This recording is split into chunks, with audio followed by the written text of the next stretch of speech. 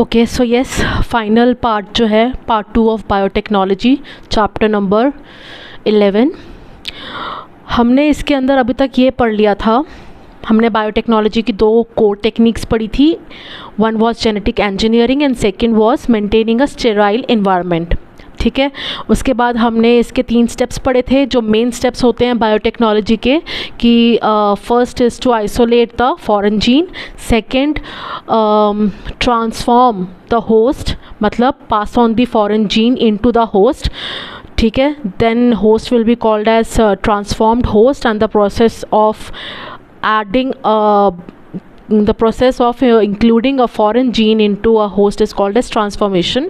ठीक है, and then finally इसका जो थर्ड स्टेप था that was culturing the transformed host in sterile conditions. ठीक है, tools of biotechnology में हमने पढ़े थे restriction endonuclease, first tool, second हमारा होस्ट था, ठीक है, थर्ड हमारा था वेक्टर एंड देन हमारा था cloning.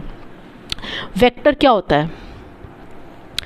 Vector it is a DNA molecule. ठीक है, ये डीएनए मॉलिक्यूल है जो कि फॉरेन जीन को लेके जाएगा होस्ट के अंदर, विच कैरीज फॉरेन जीन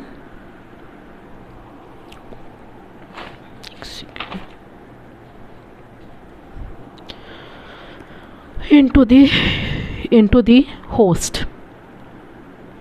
ये इसकी बिल्कुल एग्जैक्ट डेफिनेशन है। वेक्टर क्या है? अ डीएनए मॉलिक्यूल जो फॉरेन जीन को कैरी करता है होस्ट में। मतलब सपोजिटली ये फॉरेन क्या है कि एक ट्रैक्टर है, ठीक है, एक ट्रैक्टर है आपका,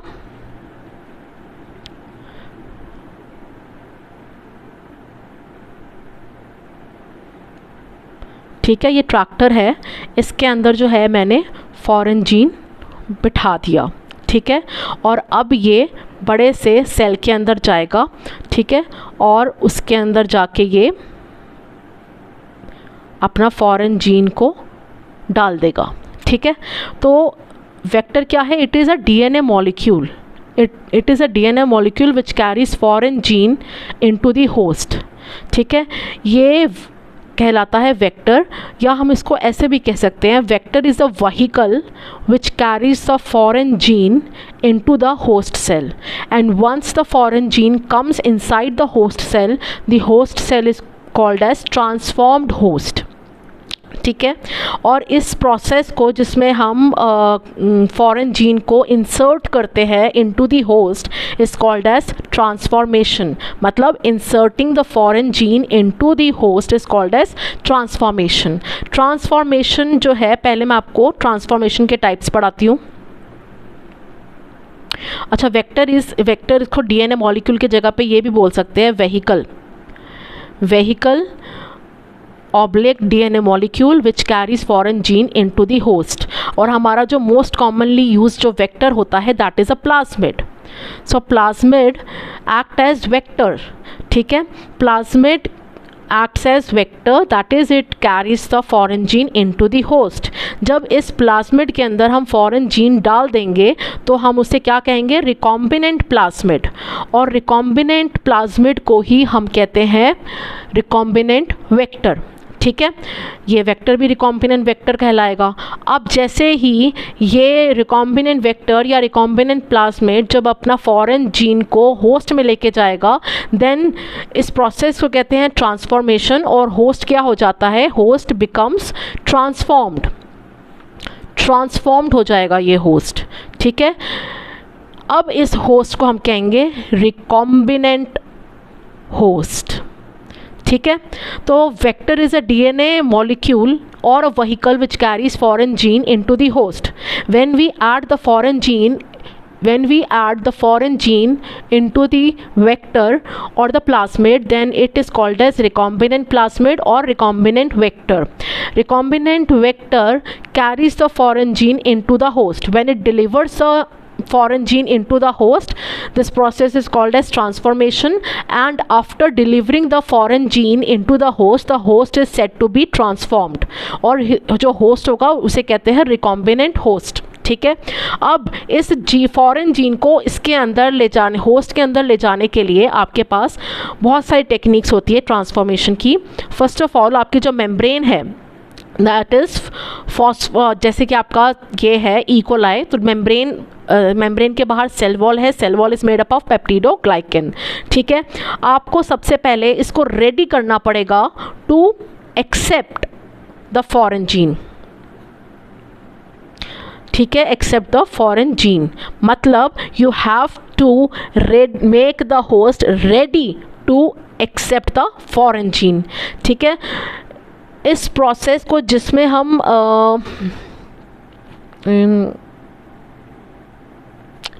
एक सेकेंड रुको, हाँ to we have to make the host before transformation, we have to make the host ready to accept the foreign gene. इस accept the foreign gene के लिए ready होना, इसे हम कहते हैं become competent, ठीक है। We have to make before transformation, we have to make the host competent to take the foreign gene. अब कॉम्पिटेंट बनाएंगे इसको, फिर इसके अंदर जो है हम कोई भी टेक्निक यूज़ करेंगे जिससे फॉरेन जीन इसके अंदर आ सके। कॉम्पिटेंट कैसे बनाते हैं? By adding divalent ions on the surface. Divalent ions जैसे मैग्नीशियम आयंस, इसको ऐड कर दो सरफेस के ऊपर, ठीक है। उसके बाद हम ट्रांसफॉर्मेशन टेक्निक यूज़ करेंगे। ट्रांसफॉर्मेशन टेक्निक फर्स्ट जैसे होती है आपकी हीट शॉक मेथड। ये हीट शॉक मेथड हम इसको कॉम्पिटेंट बनाने के लिए भी यूज़ करते हैं, and it is also used as a transformation technique. आपने पहले कॉम्पिटेंट बनाने के लिए मैग्नीशियम को ऐड किया सरफेस के ऊपर, ठीक है। इसके बाद क्या होगा, डीएनए, मैग्नीशियम की वजह से DNA is negatively charge, magnesium is positively charge, DNA precipitate कर जाएगा on the surface of the host.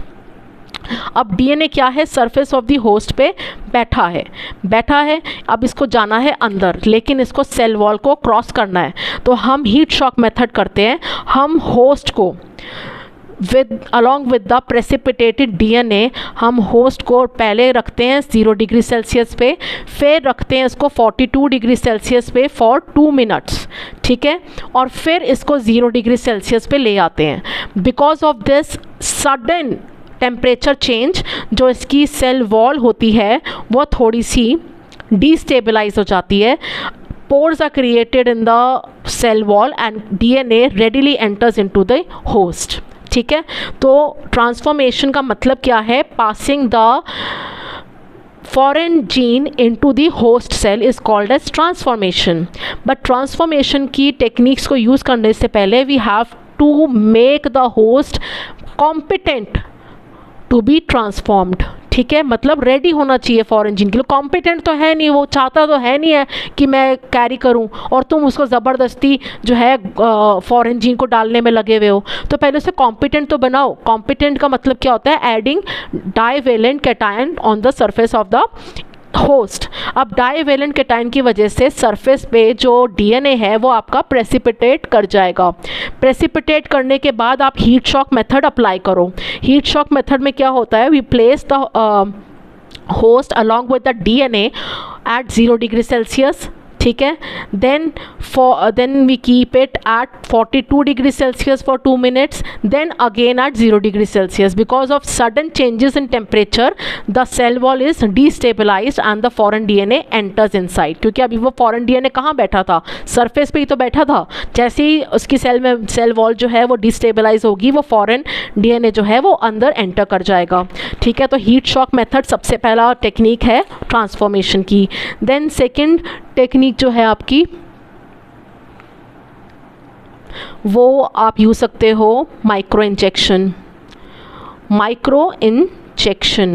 आपने ये पढ़ा था, जो हमारा चैप्टर नंबर 4 था, जिसमें हमने जो है इनफर्टिलिटी को ट्रीट करने के लिए मेथड्स यूज़ किए थे, in vivo methods and in vitro. In vivo fertilisation, in vitro fertilisation. In vitro fertilisation को ही हम IVF कहते हैं। उसके अंदर ना ये था, एक प्रोसेस था ICSI, ठीक है, इंट्रासेल्यूलर स्पर्म इंजेक्शन, कि हमने स्पर्म और ओवम को साथ में भी रख दिया, ठीक है, और हमने इलेक्ट्रिक शॉक भी दे दिए, but sperm is still not able to penetrate the egg and reach the centre और द साइटोप्लाज्म। तो हम फिर क्या करते हैं, हम जो, क्योंकि एग को क्या चाहिए होता है स्पर्म से, सिर्फ न्यूक्लियस और एक सेंट्रियोल, प्रॉक्सिमल सेंट्रियोल, ठीक है, बाकी उसको कुछ नहीं चाहिए स्पर्म का, क्योंकि सारा साइटोप्लाज्म इस मदर का ही यूज़ होता है, ठीक है, बस उसको उसका न्यूक्लियस और सेंट्रियोल चाहिए। सेंट्रियोल भी इसलिए चाहिए क्योंकि बाद में जैसे जाइगोट बनेगा it will start undergoing rapid mitosis, मतलब उसे कहते हैं क्लीवेज। क्लीवेज करने के लिए आपको पता है कि आपको डीएनए को रेप्लिकेट करना पड़ता है, और रेप्लिकेटेड डीएनए को सिस्टर क्रोमेटिड्स को सेपरेट करना पड़ता है, ठीक है। वो हम किसकी हेल्प से करते हैं, स्पिंडल फाइबर्स की हेल्प से, और स्पिंडल फाइबर्स कौन बनाता है, सेंट्रियोल। तो उसके एग के अंदर सेंट्रियोल एब्सेंट होता है, ठीक है, तभी इसका जो प्रॉक्सिमल सेंट्रियोल है, जो आपका स्पर्म है, ह्यूमन स्पर्म, उसके अंदर दो सेंट्रियोल्स होते हैं, एक प्रॉक्सिमल सेंट्रियोल, एक डिस्टल सेंट्रियोल। जो डिस्टल सेंट्रियोल है वो आपका जो है एक्सोनीम बनाता है, आगे जाके फ्लैचुला में कन्वर्ट होता है वो, और जो प्रॉक्सिमल है ये फर्टिलाइजेशन के टाइम पे ओवम के अंदर चला जाता है, और फिर रेप्लिकेट करके आपका क्लेवेज शुरू हो जाती है। तो ICSI में हम क्या कर रहे थे, इंट्रासाइटोप्लाज्मिक स्पर्म इंजेक्शन, हमने न्यूक्लियस लिया स्पर्म का, और ये एग था, और इस जो है नीडल से, माइक्रो नीडल से हमने जो स्पर्म है वो इसके अंदर डाल दिया था, साइटोप्लाज्म के अंदर। तो माइक्रो इंजेक्शन में क्या होता है कि हमारा जो है, ये तो नहीं, हमारा जो होस्ट है, host is supposedly E coli, commonly E coli use करते हैं, उसके अंदर हम एक माइक्रो नीडल डालते हैं, it is carrying the foreign DNA, ठीक है। Now this foreign DNA is passed into the cytoplasm of the host cell with the help of a micro needle, ठीक है। तो होस्ट क्या हो गया, ट्रांसफॉर्म हो गया, मतलब ये रिकॉम्बिनेंट होस्ट हो गया, ठीक है। देन थर्ड टेक्निक होती है इसकी जीन गन, जीन गन और बायोलिस्टिक्स, ठीक है। इसमें हम क्या करते हैं, एक ये जनरली प्लांट सेल्स के लिए यूज़ होती है, प्लांट सेल्स को अगर ट्रांसफॉर्म करना हो, कि आप जैसे गन होती है ना कोई, जैसे छल्ले निकलते हैं उसमें से, ठीक है, तो गन के अंदर हमने कुछ छल्ले डाले हुए हैं, सपोजिटली इट इज़ हैविंग, जो गन इज़ हैविंग टंगस्टन और गोल्ड पार्टिकल्स, टंगस्टन या गोल्ड के पार्टिकल्स होते हैं, ठीक है। एंड टंगस्टन एंड गोल्ड के जो पार्टिकल्स हैं they are coated with foreign gene, ठीक है। तो जीन गन में क्या है, दे कंटेन टंगस्टन और gold particles that are coated with the foreign gene. अब जैसे ही हम गन को शूट करेंगे, ये जो गोल्ड और टंगस्टन के पार्टिकल्स हैं ये सेल के अंदर चले जाएंगे, and since they are coated with the foreign gene also reaches the interior of the cell, ठीक है। तो हमारा जो होस्ट है क्या बन गया, रिकॉम्बिनेंट होस्ट और ट्रांसफॉर्म्ड होस्ट, ठीक है। फोर्थ आपका इसका होता है डिसआर्म्ड पैथोजन, डिसआर्म्ड पैथोजन, ठीक है। डिसआर्म्ड पैथोजन में सपोजिटली आपके जो नेचुरल पैथोजेंस होते हैं, ठीक है, उसके अंदर एक जीन होती है जो आपको फीवर कॉज करती है। अगर आप उस जीन को हटा दो, ठीक है, और उसकी जगह पे अपनी फॉरेन जीन डाल दो, तो वो पैथोजन है वो तो नेचुरली आपको इन्फेक्ट करेगा, आपको ट्रांसफॉर्मेशन टेक्निक यूज़ करने की ज़रूरत ही नहीं है, वो आपको वैसे ही जो है इन्फेक्ट कर देगा, और जैसे ही वो अंदर आएगा आपके फॉरेन जीन भी अंदर आ जाएगी। फॉर एग्जांपल एक बैक्टीरिया होता है जिसे हम कहते हैं एग्रोबैक्टीरियम, एग्रोबैक्टीरियम ट्यूमिफेशियंस,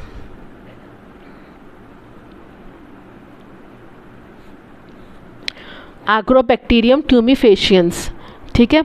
इसके अंदर क्या होता है, ये जो बैक्टीरिया है it is a bacteria, cell wall cell membrane, ये क्या है, it is a pathogen of plants, ठीक है। इसके पैथोजन क्यों है ये, इसके अंदर एक प्लाज्मिड होता है, ठीक है, जिसे हम कहते हैं TI प्लाज्मिड, TI प्लाज्मिड। जैसे ही ये बैक्टीरिया प्लांट को इन्फेक्ट करेगा, तो जिस हिस्से में इन्फेक्ट करेगा वहाँ पे ये कैंसर कॉज करता है, ठीक है। उसकी वजह से प्लांट की डेथ होती है। और उस कैंसर कॉजिंग के जो जीन्स हैं, जो पैथोजेनिक जीन्स है, वो इस TI प्लाज्मिड के अंदर है, ठीक है। कैंसर को वर्ड को ना यूज़ करके हम we can use the word tumour, ठीक है। ट्यूमर, TI प्लाज्मिड का मतलब है tumour inducing plasmid. Why? Because this plasmid is carrying a tumour inducing gene, ठीक है। और साथ में ओराई तो होगा ही, तो इसकी वजह से ये प्लांट्स का पैथोजन है, क्योंकि ये ट्यूमर कॉज करता है, ठीक है।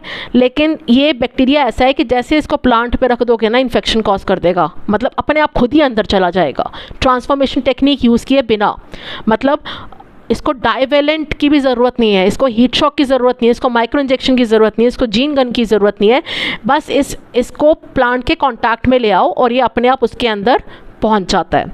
तो हमने क्या किया, हमने सोचा कि इस बैक्टीरिया का प्लाज्मिड निकालते हैं, उसके अंदर जो ये TI जीन है ना, इसको हटा देते हैं, ठीक है। मतलब हमने ये वाली जीन जो है, ये वाली हमने जीन काट दी, किससे? रेस्ट्रिक्शन एंडोन्यूक्लियस से। और इस जीन के जगह पे हमने अपनी फॉरेन जीन डाल दी, जो कि हम चाहते थे कि उस प्लांट में जाए। अब ये बैक्टीरिया, और फिर ये प्लाज्मिड कैसा बन गया? Recombinant plasmid. इस रिकॉम्बिनेंट प्लाज्मिड को दोबारा से बैक्टीरिया के अंदर डाला। अब ये बैक्टीरिया क्या बन गया? रिकॉम्बिनेंट होस्ट, ठीक है, रिकॉम्बिनेंट बैक्टीरिया।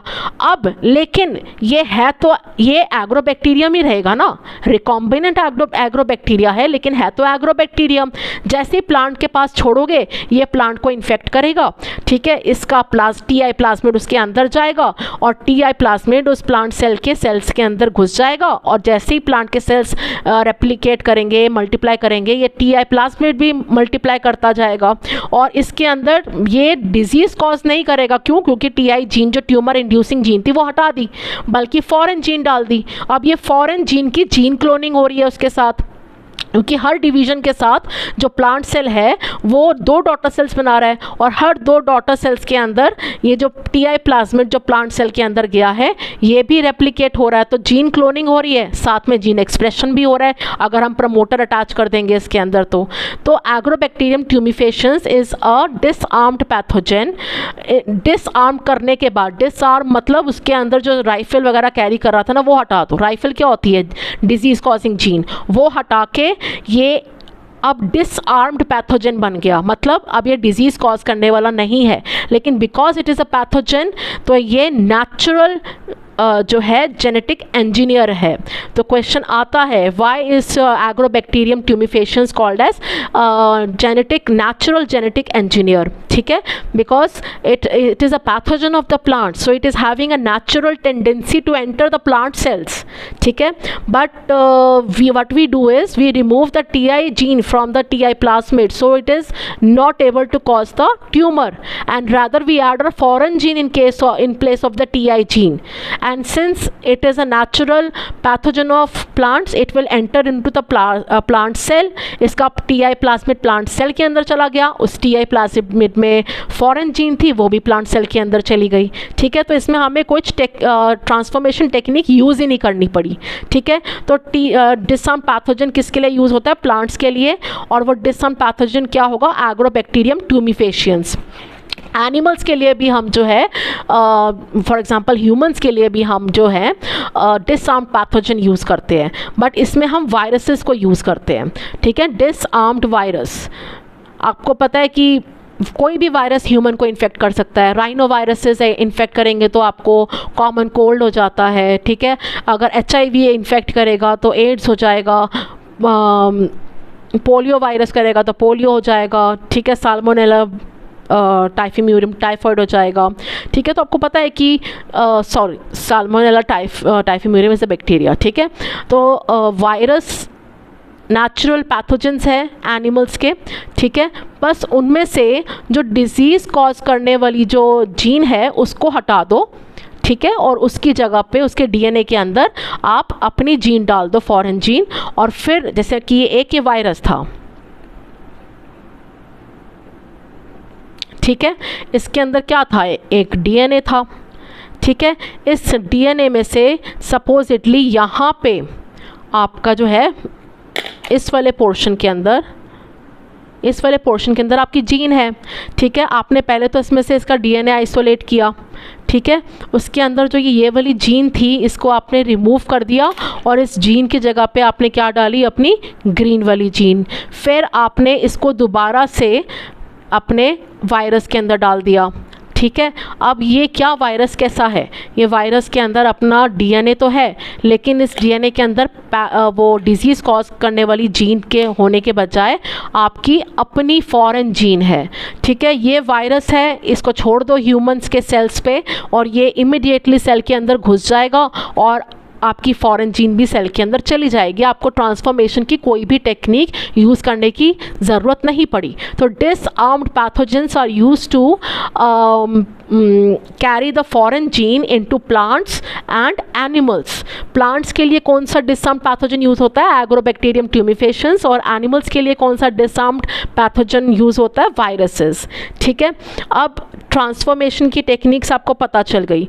एक इलेक्ट्रोपोरेशन भी था, एक टेक्निक इलेक्ट्रोपोरेशन भी थी। इलेक्ट्रोपोरेशन मतलब हम ना इलेक्ट्रिसिटी अप्लाई करते हैं आपके इकोलाई को, ठीक है।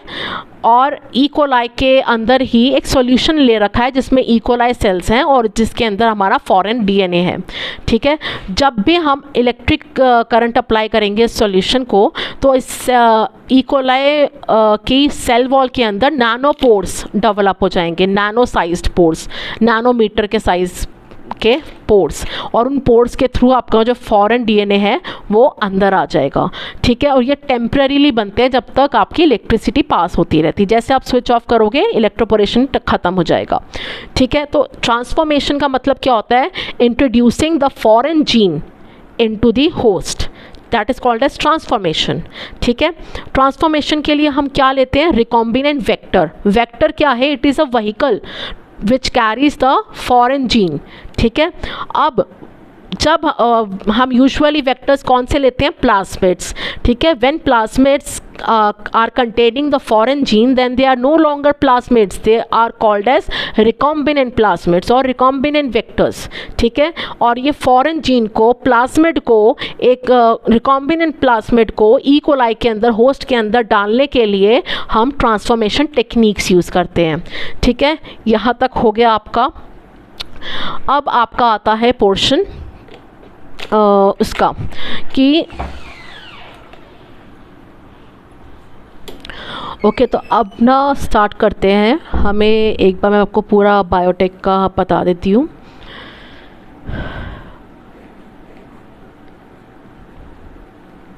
ये ह्यूमन डीएनए है, ठीक है, और ये मेरी इंसुलिन जीन है।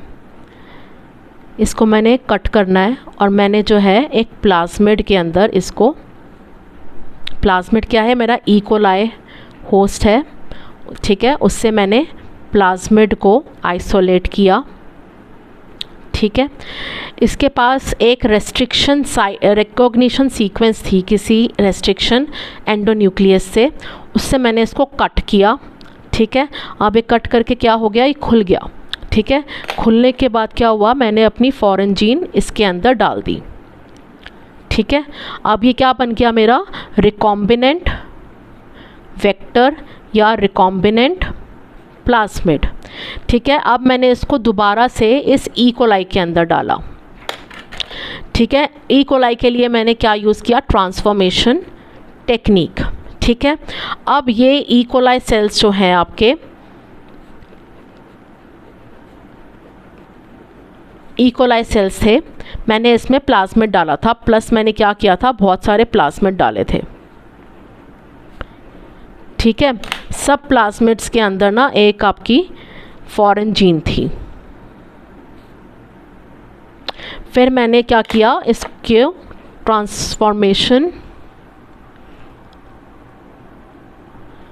ट्रांसफॉर्मेशन टेक्निक यूज़ करी, ठीक है।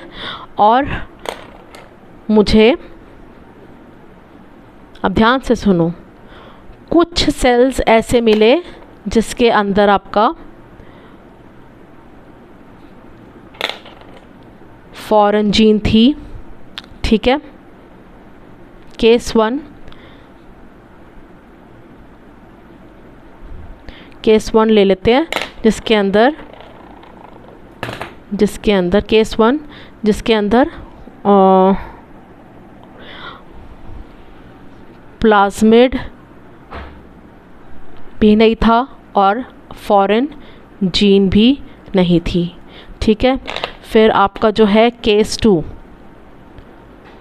ऐसा था कि जिसके अंदर प्लाज्मिड गया था लेकिन फॉरेन जीन नहीं गई थी।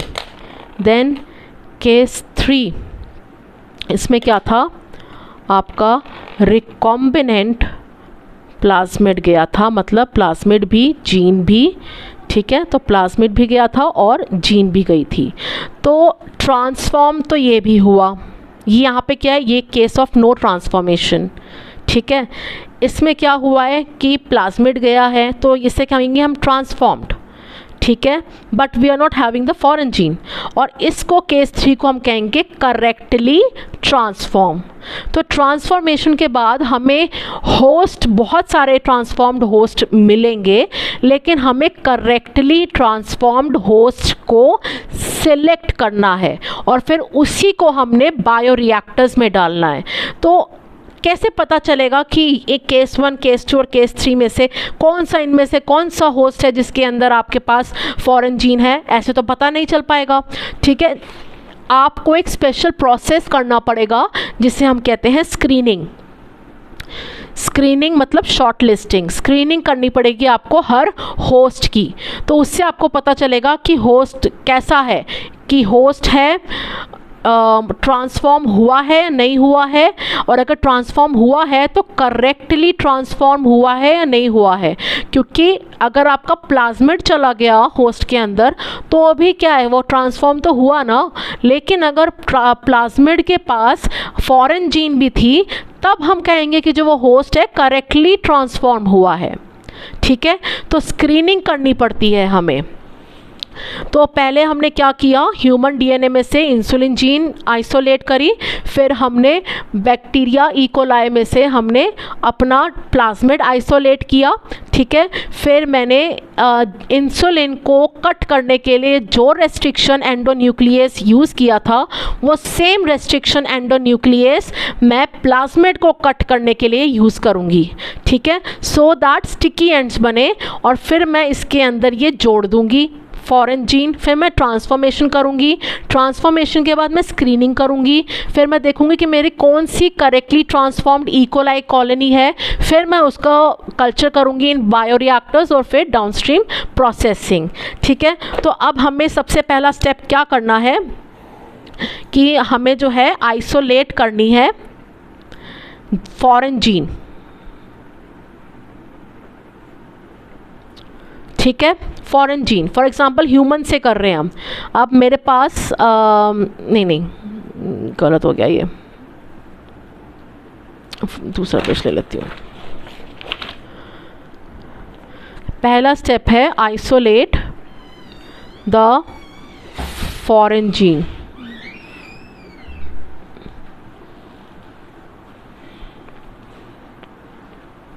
ठीक है, आइसोलेट द फॉरेन जीन। और सपोजिटली मेरे पास ह्यूमन डीएनए है, ठीक है, और इसके अंदर मेरी ये जीन है, ठीक है। इसको मैंने कट किया रेस्ट्रिक्शन एंडोन्यूक्लियस किसी से, मतलब सपोजिटली इको R1 से किया मैंने। तो मेरे पास इको R1 कैसे एंड्स बनाता है, स्टिकी एंड्स। तो मेरी जो जीन थी वो मुझे इस टाइप की मिली,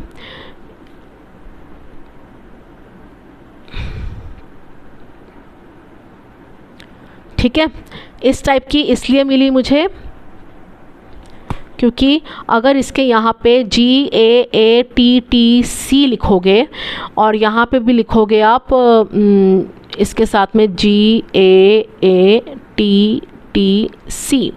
तो आपके पास कैसा आएगा ये स्ट्रक्चर, आपके पास ये G आया, ठीक है, आपके पास ये ओवरहैंग आया, ठीक है, यहाँ पे आपका ओवरहैंग आया और यहाँ पे आपका G आया, ठीक है, और बीच में आपकी ये जो जीन है ये भी कट हो गई, ठीक है, अब ये जीन मैंने बाहर निकाल ली। Now I have got my foreign gene. ठीक है, अब मैं क्या करूँगी, एक ई कोलाई में से मुझे प्लाज्मिड चाहिए। अब ई कोलाई को सबसे पहले मैं लाइस करूँगी। लाइस मतलब इसको ब्रेक करना सेल वॉल को। तो मैं कौन सा यूज़ करूँगी, सब्सटेंस लाइसोजाइम। लाइसोजाइम मैंने यूज़ किया तो मेरी सेल वॉल जो थी वो टूट गई। ठीक है, सेल मेम्ब्रेन भी मेरी टूट गई और अब जो है सारा का सारा जो बायोमोलिक्यूल्स थे वो मेरे एक सॉल्यूशन के अंदर आ गए। इस सॉल्यूशन में मैंने जो है आरएनएज यूज़ कर लिया, मैंने जो है प्रोटीएस यूज़ कर लिया। मुझे क्या निकालना है, प्लाज्मिड। प्लाज्मिड क्या होता है, एक न्यूक्लिक एसिड है, डीएनए है। ठीक है, तो उसको नहीं डाइजेस्ट करना, कार्बोहाइड्रेट्स डाल दिए, लाइपेज डाल दिए। अब मेरे पास जो सॉल्यूशन है उसके अंदर मेरा क्या है, ओनली डीएनए। लेकिन डीएनए कितने टाइप के हैं, एक है प्लाज्मिड, डबल स्ट्रैंडेड सर्कुलर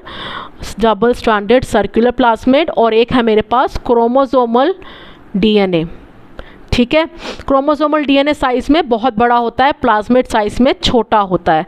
तो मेरे पास ये डीएनए सॉल्यूशन में ये दोनों प्रेजेंट है, उसमें से मुझे प्लाज्मिड को निकालना है। ठीक है, तो अभी रुको, जब हम सारे बायोमोलिक्यूल्स को सॉल्यूशन में लेते हैं ना, तो क्या हो जाता है कि ये आपने सबको काट दिया, आरएनए को काट दिया, प्रोटीन को काट दिया, कार्बोहाइड्रेट को काट दिया, लाइपेज को काट दिया। ठीक है, ये सारे सॉल्यूशन के अंदर तैर रहे हैं। ठीक है, और आपका डीएनए आप चाहते हो कि बैठ जाए नीचे, क्योंकि अगर हम डीएनए को प्रेसिपिटेट कर दे तो ऊपर का सॉल्यूशन गिरा सकते हैं, सुपरनेटेंट को गिरा सकती है अगर हमें पैलेट मिल जाए। तो आप क्या करते हो, इसके अंदर चिल्ड इथेनॉल डालते हो। बहुत ही इम्पॉर्टेंट, ये आप एक्सपेरिमेंट में भी करोगे। चिल्ड इथेनॉल आप डालोगे, ठीक है, सॉल्यूशन में, जिससे कि आपका सारा डीएनए जो है प्रेसिपिटेट कर जाएगा, सारा डीएनए प्रेसिपिटेट कर जाएगा। इथेनॉल की वजह से वो प्रेसिपिटेट करता है। और हम चिल्ड क्यों लेते हैं कि बाय चांस हमारा डीएनए भी बैठा हो कहीं पे तो वो इनएक्टिव हो जाए, क्योंकि आपको पता है एंजाइम्स जो होते हैं बिल्कुल लो डिग्री के टेम्परेचर पे इनएक्टिव हो जाते हैं और हाई डिग्री के टेम्परेचर पे डीनेचर हो जाते हैं। तो हमने चिल्ड इथेनॉल लिया है। इथेनॉल की वजह से डीएनए प्रेसिपिटेट कर जाएगा और चिल्ड होने की वजह से अगर कोई डीएनए डाइजेस्टिंग एंजाइम्स होंगे तो उसकी एक्टिविटी रुक जाएगी। ठीक है, अब हमारे पास हमने सुपरनेटेंट को गिरा दिया।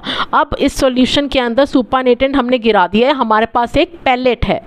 ठीक है, इस पैलेट के अंदर हमारे पास डीएनए है, वो भी 2 टाइप के। अब हमें इस पैलेट में से प्लाज्मिड को आइसोलेट करना है और क्रोमोसोमल डीएनए पड़ा है उसको नहीं आइसोलेट होना चाहिए, प्लाज्मिड आइसोलेट होना चाहिए। फॉरेन जीन आ चुकी है लेकिन प्लाज्मिड चाहिए हमें जिसमें हम फॉरेन जीन डालें। ठीक है, तो हम क्या करते हैं, आपको पता है कि जेल इलेक्ट्रोफोरेसिस जो होता है, इलेक्ट्रोफोरेसिस जो होता है साइज़ के बेसिस पे सब्सटेंसेस को सेपरेट करता है। तो हम एज यूज़ करते हैं। एज का मतलब होता है एगरोज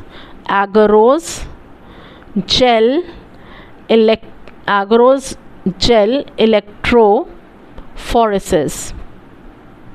ठीक है, जेल ली है एगरोज जिसके अंदर पोर्स होते हैं। ठीक है, जिसमें से डीएनए मॉलिक्यूल्स पास होंगे। ठीक है, तो जो सबसे छोटा डीएनए मॉलिक्यूल होगा वो इन पोर्स से सबसे जल्दी पास होगा और जो जितना बड़ा होगा वो धीरे धीरे पास होगा पोर्स से।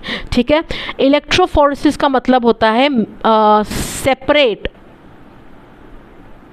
Separate DNA from a mixture of different size DNAs. ठीक है, अगर आपको डीएनए सेपरेट करना है और जो डीएनए आपस में सेपरेट करना है उनका साइज़ का डिफरेंस है, immediately agarose gel electrophoresis use करो। जैसे हमने प्रोटीन्स को अगर सेपरेट करना है, अगर हमें अपनी प्रोटीन का साइज़ पता है और 100 प्रोटीन मिले हुए हैं सॉल्यूशन के अंदर, तो आप उसको क्या यूज़ करते हो, एसडीएस पेज इलेक्ट्रोफोरेसिस यूज़ करते हो। बस जेल अलग होती है, जेल होती है पॉलीएक्रिलामाइड। डीएनए को सेपरेट करने के लिए जेल यूज़ करते हैं एगरोस जेल। तो आप क्या करेंगे, हम एक टैंक लेंगे, ठीक है, जिसे हम कहते हैं जेल टैंक। ओके, इसके अंदर वेल्स होते हैं, गड्ढे होते हैं, ठीक है। और एक साइड पे हम लगाएंगे एनोड, ठीक है, एक साइड पे हम लगाएंगे कैथोड, ठीक है। एनोड होता है पॉजिटिव होता है, ये कैथोड जो होता है नेगेटिव इलेक्ट्रोड होता है। इसके अंदर हम सब ने डाल दिया डीएनए सॉल्यूशन। डीएनए सॉल्यूशन में क्या है आपका, डीएनए सॉल्यूशन के अंदर क्या है, दो टाइप के डीएनए मॉलिक्यूल्स हैं, एक तो आपका प्लाज्मिड है और एक आपका क्रोमोसोमल डीएनए है, ठीक है। अब क्या करेंगे, हम इलेक्ट्रिसिटी रन करेंगे, इसके अंदर छोटे छोटे पोर्स हैं आपके एग्रोस जेल में, ठीक है। जो छोटा होगा वो जल्दी से जल्दी पास हो जाएगा, यहाँ पे एनोड पे आ जाएगा। इलेक्ट्रिसिटी पास करने से जो चार्ज्ड मॉलिक्यूल्स होते हैं ना, electrophoresis is what, to separate molecule DNA molecules from a mixture of different size of DNA molecules by using electricity। जैसे ही हम इलेक्ट्रिक करंट लगाते हैं तो जो चार्ज्ड पार्टिकल्स होते हैं वो अपोजिटली चार्ज्ड इलेक्ट्रोड पे पास होते हैं। अब डीएनए है कैसा चार्ज्ड है, नेगेटिवली चार्ज्ड, तो ये किसकी तरफ मूव करेगा, पॉजिटिवली चार्ज। पॉजिटिव चार्ज वाला इलेक्ट्रोड कौन सा है, एनोड, मतलब डीएनए वेल से यहाँ पे आएगा, ठीक है।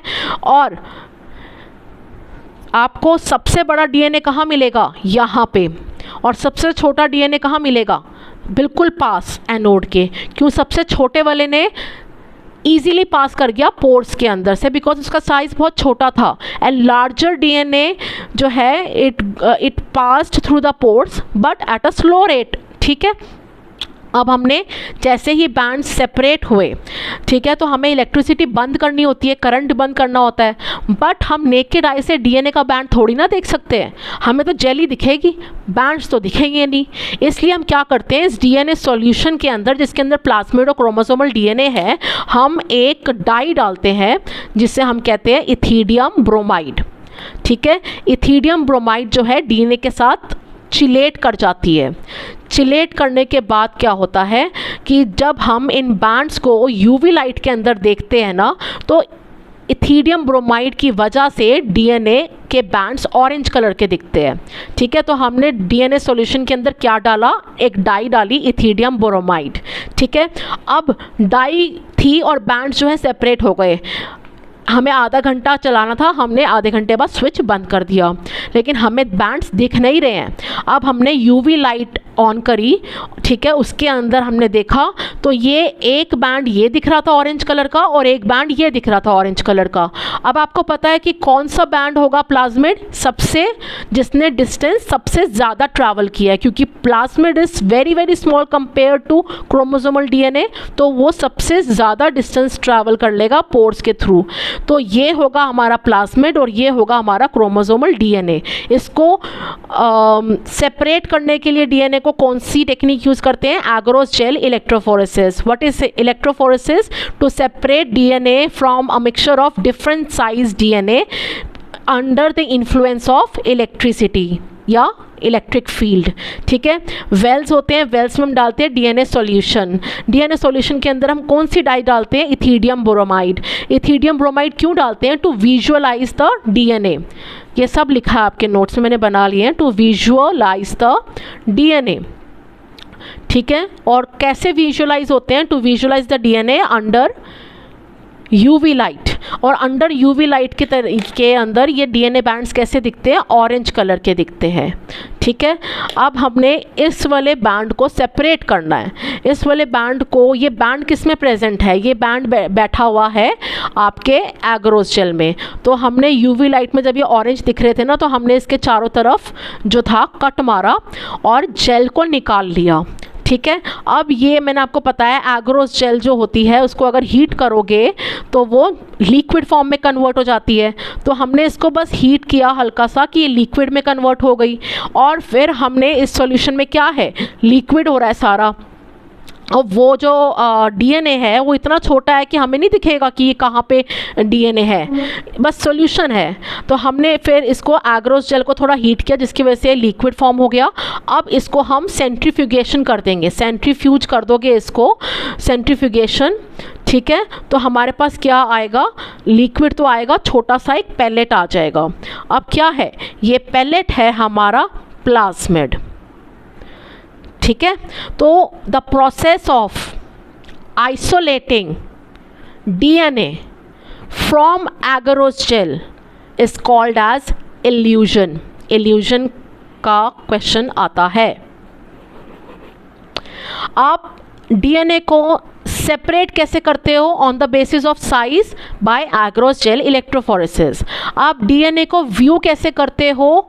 Under UV light. और कौन सी डाई यूज होती है? Ethidium bromide.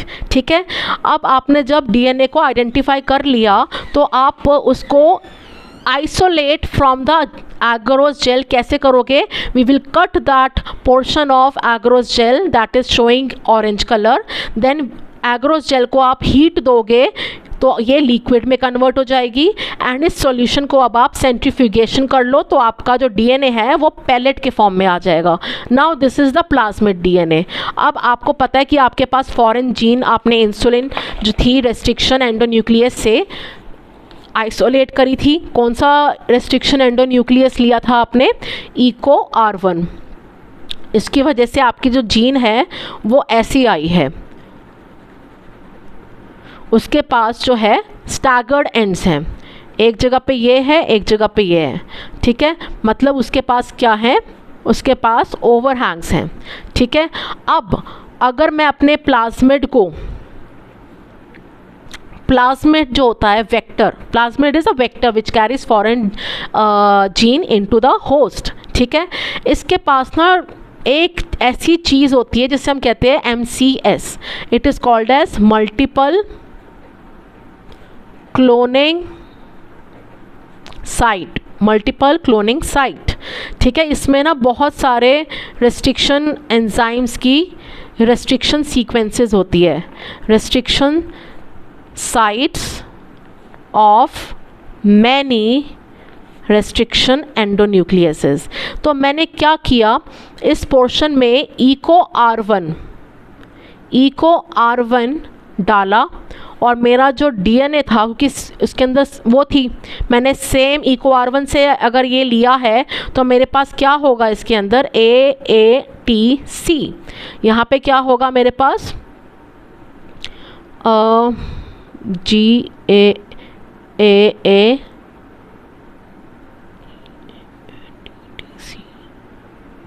ठीक है, ये होगा मेरे पास। अब यहाँ से अगर मैं इसको काटा तो इसके पास भी ओवरहैंग्स होंगे। ठीक है, इसके पास क्या था?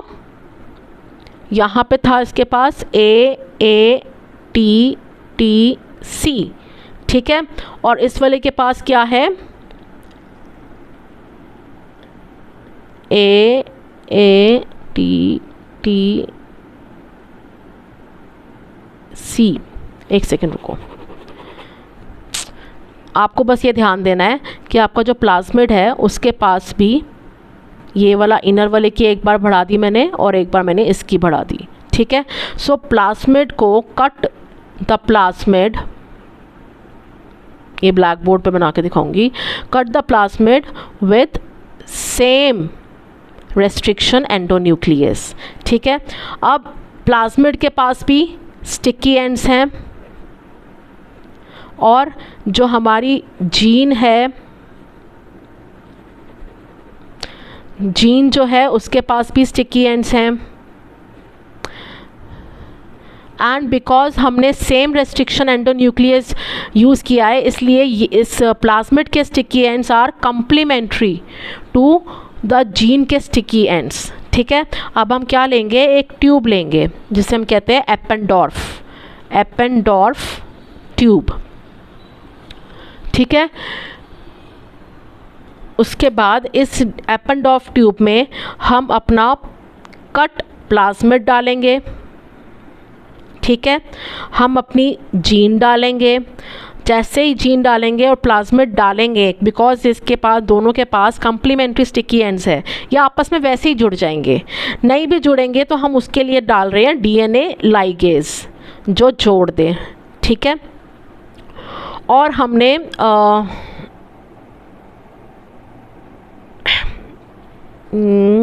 ये डाल दिया।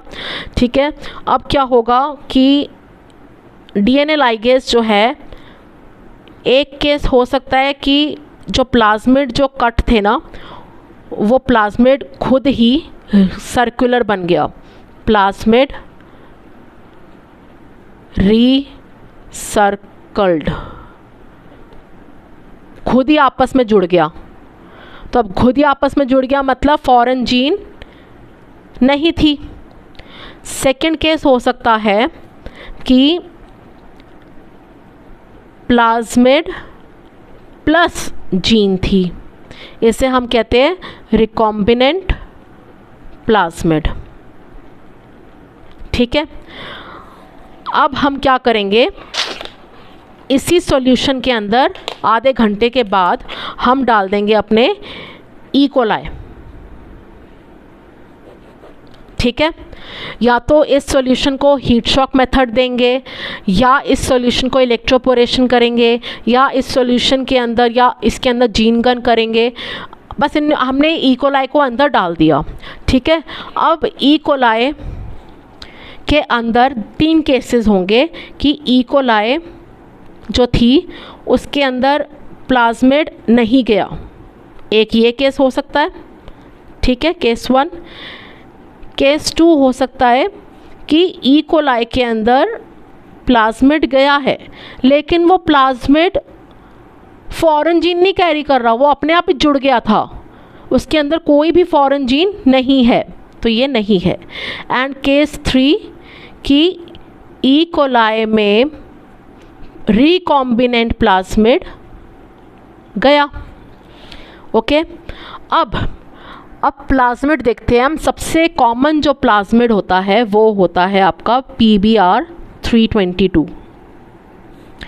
PBr 322। This is plasmid and Br का मतलब आपसे पूछते हैं बॉलीवर, इसको जिसने डिस्कवर किया था, बनाया था, ये बनाया नेचुरल नहीं है, इसको आर्टिफिशियली लैब में बनाया है। किसने बनाया था? Bolivar and रॉड्रिग्वेज।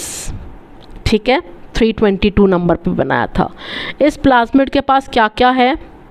एक ओराई है, ठीक है, एक है इसके पास रॉप जीन, ठीक है, रॉप जीन के बारे में बाद में पढ़ेंगे। एक इसके पास है टेट्रासाइक्लिन रेजिस्टेंस जीन, हमने डिस्कस करी थी ना, प्लाज्मिड के पास होती है। एक इसके पास है एम्पिसिलिन रेजिस्टेंस जीन, ठीक है, और एम्पिसिलिन के पास भी रेस्ट्रिक्शन साइट है ई कोलाई की, और टेट्रासाइक्लिन के पास भी रेस्ट्रिक्शन साइट है ई कोलाई की। रेस्ट्रिक्शन साइट को हम ऐसे शो करते हैं, इसके अंदर भी रेस्ट्रिक्शन साइट है, इसके अंदर भी रेस्ट्रिक्शन साइट है। तो हमने सोचा था कि हमने क्या किया, टेट्रासाइक्लिन जीन को रेस्ट्रिक्शन एंडोन्यूक्लियस से कट किया, ठीक है। तो ये कैसे बन गया हमारा PBr। इसके अंदर एम्पिसिलिन जीन तो हमारी बिल्कुल इंटैक्ट रही, और राय जो है वो भी इंटैक्ट रहा, ठीक है, लेकिन जो आपका टेट्रासाइक्लिन जीन थी वो म्यूटेट हो गई। ओके, अब इसके अंदर जब मैंने फॉरेन जीन डाली, टेट्रासाइक्लिन के अंदर डाली है मैंने फॉरेन जीन, तो टेट्रासाइक्लिन की सीक्वेंस चेंज हो गई, क्योंकि उसके अंदर क्या आ गई, फॉरेन जीन। ठीक है, इतना समझ में आया। अब अगर ये जो टेट्रासाइक्लिन और एम्पिसिलिन जीन्स होती है ना, इनको हम कहते हैं सिलेक्टेबल मार्कर, सिलेक्टेबल मार्कर्स। ये पता लगाते हैं, they help in screening, they help in screening of correctly transformed host। ठीक है, कैसे? by survival।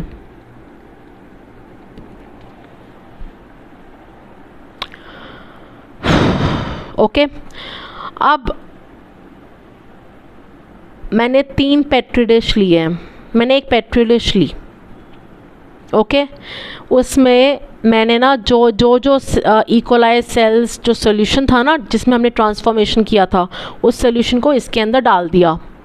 ठीक है, डालने के बाद हमने 2 से 3 दिन छोड़ा इसको, तो हमारे पास ना ये जो है कॉलोनीज़ आ गई इकोलाई की। ठीक है, अब मैंने क्या किया,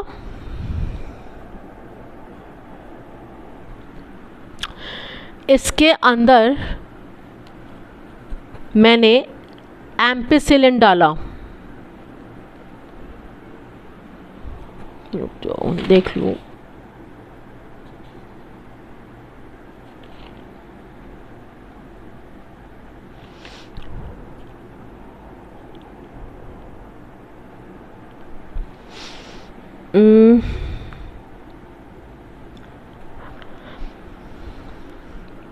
एम्पिसिलिन डाला।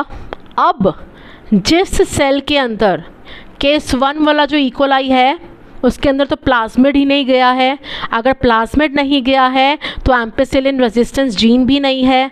ठीक है, तो जो केस 1 वाले इकोलाई थे, जो अनट्रांसफॉर्म्ड इकोलाई थे, वो मर जाएंगे। ठीक है, सपोजिटली ये मर गए। ठीक है, तो ये कॉलोनी थी ना 1 2 3 4 5 6 7 हमने लेबल किया हुआ था, 1 और 2 मर गई।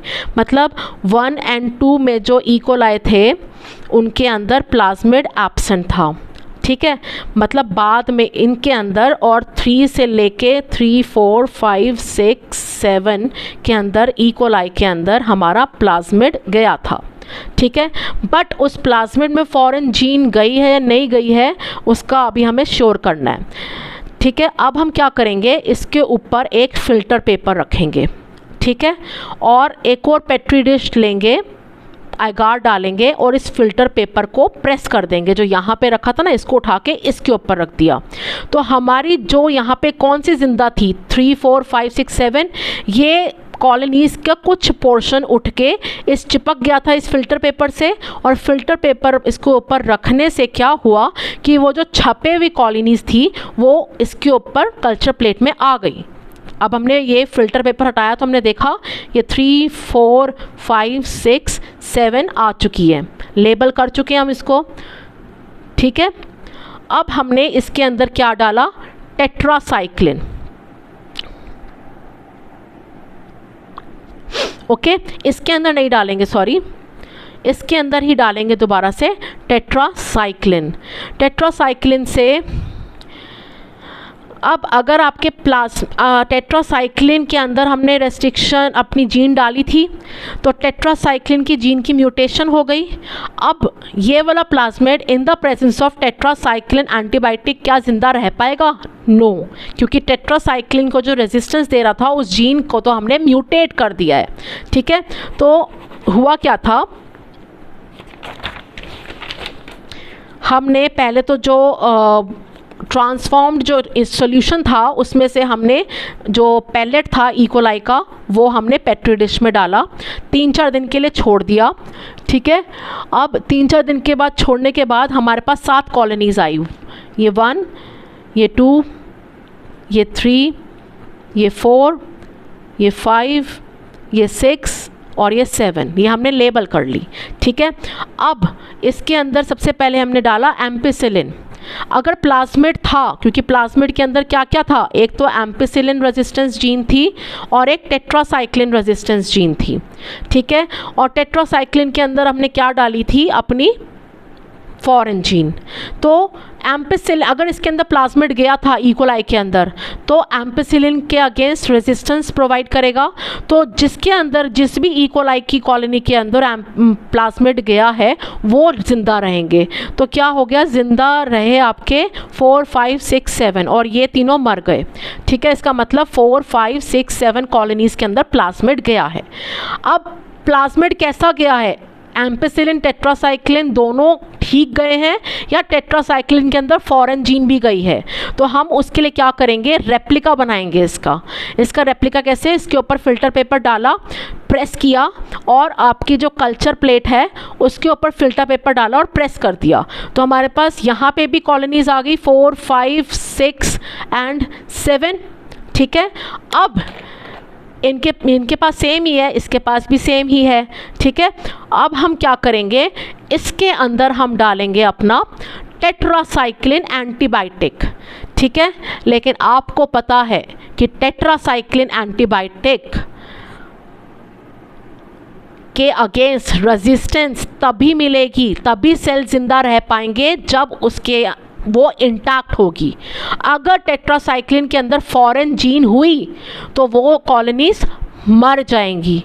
तो पता चला टेट्रासाइक्लिन डालते ही 5, 6 और 7 जो कॉलोनीज थी वो मर गई, ठीक है। तो 4, 5, 6, 7 में से कौन सा ई कोलाई के अंदर रिकॉम्बिनेंट प्लाज्मिड गया है? 5, 6 और 7 के अंदर, क्योंकि 5, 6 और 7 के अंदर अगर ये मर गई इसका मतलब इनके अंदर टेट्रासाइक्लिन जीन एब्सेंट थी। एब्सेंट मतलब म्यूटेटेड थी, म्यूटेटेड मतलब उसके अंदर फॉरेन जीन थी, ठीक है। और इसके अंदर फॉरेन जीन नहीं थी, लेकिन ये तो मर गई। अब मेरे को ई कोलाई तो यही चाहिए थे, मेरे को ये तो पता चल गया कि जो यहाँ पे ग्रो कर रही थी, यहाँ पे ग्रो कर रही थी, यहाँ पे ग्रो कर रही थी, उनके अंदर टेट्रासाइक्लिन है नहीं है, ठीक है। और उनके अंदर मेरी फॉरेन जीन है, लेकिन अब मैं उसको ऑब्टेन कहाँ से करूँ? ऑब्टेन यहाँ से करोगे, 5, 6, 7 को उठाओगे, ये आपकी करेक्टली ट्रांसफॉर्म्ड है और इसको बायोरिएक्टर में डाल दोगे। तो इस टाइप की जो स्क्रीनिंग होती है उससे हम कहते हैं रेप्लिका प्लेट स्क्रीनिंग, क्योंकि इसमें रेप्लिका प्लेट बनाई है, ठीक है। अब लास्ट में एक स्क्रीनिंग आती है आपकी ब्लू वाइट स्क्रीनिंग। इसमें आप क्या करते हो, इसमें आप सिलेक्टेबल मार्कर्स नहीं लेते, इसमें आप लेते हो रिपोर्टर जीन। यहाँ पे आपके correctly transformed E coli cells कैसे स्क्रीन हो रहे थे? On the basis of survival, on the basis of survival, ठीक है। यहाँ पे आपके जो करेक्टली ट्रांसफॉर्म्ड ई कोलाई होंगे वो कलर शो करेंगे, तो on the basis of colour यहाँ पे स्क्रीनिंग होगी। अगर ब्लू कलर की कॉलोनीज़ हैं तो वो कैसी होंगी और वाइट कलर की कॉलोनीज़ है वो कैसी होंगी, उस पर देखते हैं। इसके अंदर हम यूज़ करते हैं हमारा PUC18 vector, university of California, ठीक है। इसके अंदर हमारा क्या है, ये है प्रमोटर, ये है लैक्सी जीन, ठीक है। ये है आपका ओराए और ये है एम्पिसिलिन रेजिस्टेंस जीन। आपको पता है कि अगर आप लैक्सी जीन जो होती है ना वो क्या बनाती है, बीटा गैलेक्टोसाइडेज, बीटा गैलेक्टोसाइडेज। और बीटा गैलेक्टोसाइडेज अगर आप एक डाई डालो ना एक्स गैल, तो उस एक्स गैल कॉलोनी को वो ब्लू कलर्ड डाई बना देती है। तो अगर इस प्लाज्मिड को मैं डायरेक्टली डाल दूं ई कोलाई के अंदर, ठीक है, तो मैं उस ई कोलाई की कॉलोनी के अंदर अगर एम्पिसिलिन डालूंगी तो भी वो ज़िंदा रहेगी, ठीक है। और अगर मैं उसके अंदर एक्स गैल डाल दूंगी तो ब्लू कलर की हो जाएगी वो कॉलोनी, ठीक है, राइट। लेकिन इसका मतलब अगर ब्लू कलर की हो रही है, इसका मतलब क्या है, लैक्सी जीन अपना काम कर रही है, बीटा गैलेक्टोसाइडेज बना रही है। और अगर बीटा गैलेक्टोसाइडेज बना रही है दैट मीन्स व्हाट, इसके अंदर फॉरेन जीन नहीं थी, क्योंकि जो फॉरेन जीन होती है PUC18 में वो आपके लैक्सी जीन के अंदर जाती है, ठीक है, इसके अंदर जाएगी। तो जीन और प्लाज्मिड को एक ही रेस्ट्रिक्शन एंडोन्यूक्लियस से कट करते हैं। अगर मैंने इको R1 यूज़ किया है, ठीक है, और सपोजिटली मेरी जो जीन है वो यहाँ पे लैक्सी के अंदर चली गई है, लैक्सी के अंदर मतलब एक सेकेंड, लैक्सी के अंदर मेरी जीन चली गई, ठीक है, और ये एम्पिसिलिन रेजिस्टेंस जीन है, ये तो ऐसी इंटैक्ट है, और ये ओराई है, ये भी इंटैक्ट है।